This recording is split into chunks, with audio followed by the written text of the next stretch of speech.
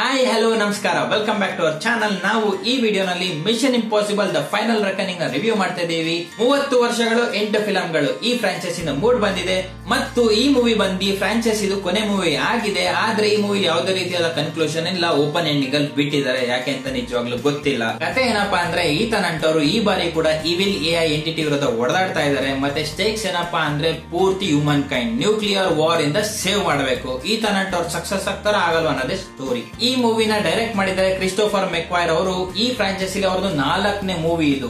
ಮತ್ತು 30 ವರ್ಷಗಳ 7 ಫಿಲಂ ಏನಿತ್ತು ಅದ್ರದ್ದು ಪ್ಲಾಟ್ಸ್ ಸಬ್ಪ್ಲಾಟ್ ಎಲ್ಲ ತಗೊಂಡು ಮಿಕ್ಸ್ ಮಾಡಕ್ ತುಂಬಾ ಒಳ್ಳೆ ಪ್ರಯತ್ನ ಪಟ್ಟಿದ್ದಾರೆ. ಆದ್ರೆ ಎಲ್ಲೋ ಒಂದ್ ಸ್ವಲ್ಪ ಓವರ್ ಸ್ಟಫ್ಡ್ ಅಂತ ಅನ್ಸುತ್ತೆ. ಈ ಮೂವಿದು ನಿಜವಾದ ಕಿಂಗ್ ಅಂದ್ರೆ ಆಕ್ಷನ್ ಮತ್ತೆ ಸ್ಟಂಟ್ಸ್ ಅಂತ ಹೇಳ್ಬೋದು. ಟಾಮ್ ಕ್ರೂಸ್ ಅವರು ಸೀಕ್ ಜಂಪ್ ಮಾಡೋ ಸೀನ್ ಸಖತ್ತಾಗಿದೆ. ಮತ್ತೆ ಸಬ್ಮೈರನ್ ಸೀಕ್ವೆನ್ಸ್ ಅಂತ ತುಂಬಾ ಚೆನ್ನಾಗಿ ಮೂಡ್ ಬಂದಿದೆ. ಥ್ರಿಲ್ಲರ್ ಆಗಿದೆ, ಕ್ಲಾಸ್ಟ್ರೋಫೋಬಿಕ್ ಇದೆ, ತುಂಬಾ ಟೆನ್ಸ್ ಕೊಡುತ್ತೆ ಆ ಸೀಕ್ವೆನ್ಸ್. ತುಂಬಾ ಸಖತ್ತಾಗಿ ಮೂಡ್ ಬಂದಿದೆ ಅಂತ ಹೇಳ್ಬೋದು.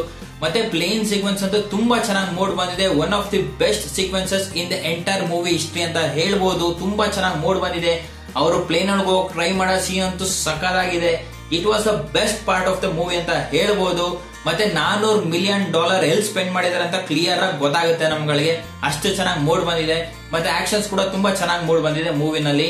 ಈ ಬಾರಿ ಕೂಡ ಟಾಮ್ ಕ್ರೂಸ್ ಅವರು ಒಳ್ಳೆ ಪರ್ಫಾರ್ಮೆನ್ಸ್ ಕೊಟ್ಟಿದ್ದಾರೆ. ಆಸ್ ಯೂಶುವಲ್ ಮಿಷನ್ ಇಂಪಾಸಿಬಲ್ ಅಂದ್ರೆ ಟಾಮ್ ಕ್ರೂಸ್ ಅವರು ಸಖತ್ತಾಗಿ ಮಾಡಿದ್ದಾರೆ. ಮತ್ತೆ ಈ ಬಾರಿ ಎಲ್ಲಾ ಸೈಡ್ ಕ್ಯಾರೆಕ್ಟರ್ ಕೂಡ ಒಳ್ಳೆ ಪರ್ಫಾರ್ಮೆನ್ಸ್ ಕೊಟ್ಟಿದ್ದಾರೆ. ಕೆಮಿಸ್ಟ್ರಿ ತುಂಬಾ ಚೆನ್ನಾಗಿದೆ. ಸಿನಿಮಾಟೋಗ್ರಫಿ ಕೂಡ ಸಖತ್ತಾಗಿ ಮೂಡ್ ಬಂದಿದೆ. ಕ್ರಿಸ್ಟೋಫರ್ ನೋಲನ್ ಅವರ ಲೆವೆಲ್ ಗೆ ತೋರ್ಸಕ್ ಹೋಗಿದ್ದಾರೆ. ಮ್ಯೂಸಿಕ್ ಕೂಡ ಚೆನ್ನಾಗಿ ಮೂಡ್ ಬಂದಿದೆ. ಎಲಿವೇಟ್ ಮಾಡುತ್ತೆಲ್ಲ ಎಲಿವೇಟ್ ಮಾಡಬೇಕು. But at the same time ಯಾವುದೇ ರೀತಿಯಾದ ಹೊಸ ರೀತಿ ಮ್ಯೂಸಿಕ್ ಏನ್ ಸಿಕ್ಕಲ್ಲ. ಹಳೆ ಪಾರ್ಟ್ ಗಳಲ್ಲಿ ಏನೇನಿತ್ತು ಅದೇ ಫೀಲ್ ಬರುತ್ತೆ. ಎಡಿಟಿಂಗ್ ಕೂಡ ತುಂಬಾ ಚೆನ್ನಾಗಿ ಮೂಡ್ ಬಂದಿದೆ. ಎಸ್ಪೆಷಲಿ ಫೈಟಿಂಗ್ ಸೀಕ್ವೆನ್ಸಸ್ 2 ಕಡೆ ನಡೀತಾ ಇರುತ್ತೆ. ಶಿಫ್ಟ್ ಸಗದಾಗಿ ಮಾಡ್ತಾರೆ, ಮ್ಯಾಚಿಂಗ್ ಸಗದಾಗಿ ಮಾಡಿದ್ರೆ ಅಂತ ಹೇಳ್ಬೋದು.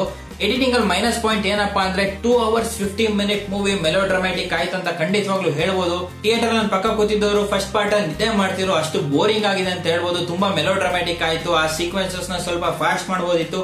ಮೂವಿ 2 hours 50 minutes ನ ಕಟ್ ಡೌನ್ ಮಾಡಿ 2 hours ಮೂವಿ ಮಾಡಿದ್ರೆ ಸಖತ್ತಾಗಿರೋದಂತ ಹೇಳ್ಬೋದು. ಫೈನಲ್ ವರ್ಡಿಕ್ಟ್ ಏನಪ್ಪಾ ಅಂದ್ರೆ ಈ ಮೂವಿ ಬಂದು franchise one of the worst ಅಂತ ಖಂಡಿತವಾಗ್ಲೂ ಹೇಳ್ಬೋದು. ಯಾಕೆಂದ್ರೆ ಸ್ಟೇಕ್ಸ್ ತುಂಬಾ ಇತ್ತು, ಬಟ್ ಡಿಲಿವರ್ ಮಾಡೋರಲ್ಲಿ ಫೇಲ್ ಆಗಿದ್ದಾರೆ. ಮತ್ತು 7 ಪಾರ್ಟ್ ನ ಕನೆಕ್ಟ್ ಮಾಡಕ್ ಟ್ರೈ ಮಾಡೋದು ಅಬ್ರಪ್ಟ್ ಇದೆ. ಒಳ್ಳೆ ಥ್ರಿಲ್ಲರ್ ತರ ಇರ್ಲಿಲ್ಲ. ನಿಜ ಹೇಳ್ಬೇಕಂದ್ರೆ ಒಂದು ಫೇರ್ವೆಲ್ ಮೂವಿ ತರ ಮಾಡಕ್ ಹೋಗಿದ್ದಾರೆ, ಬಟ್ ಫೇಲ್ ಆಗಿದ್ದಾರೆ. ಅಕಸ್ಮಾತ್ ನಿಮಗೆ ಬರೀ ಮೂವಿನ ನೋಡ್ಬೇಕು, ಒಂದು ಸ್ಪೈ ಥ್ರಿಲ್ಲರ್ ನ ನೋಡ್ಬೇಕಂದ್ರೆ OTT ಗೋಸ್ಕರ ವೇಟ್ ಮಾಡಿ. ಥಿಯೇಟರ್ ಹೋಗೋದು ವೇಸ್ಟ್. ಯಾಕೆಂದ್ರೆ ಕತೆ ಏನು ಇಲ್ಲ ಮೂವಿನಲ್ಲಿ.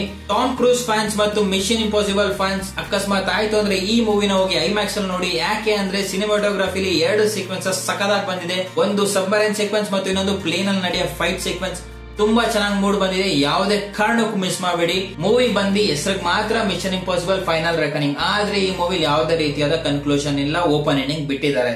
ನಾನು ಈ ಮೂವಿಗೆ 6 out of 10 ರೇಟ್ ಮಾಡ್ತಾ ಇದ್ದೀನಿ. Thank you for watching. See you in the next video.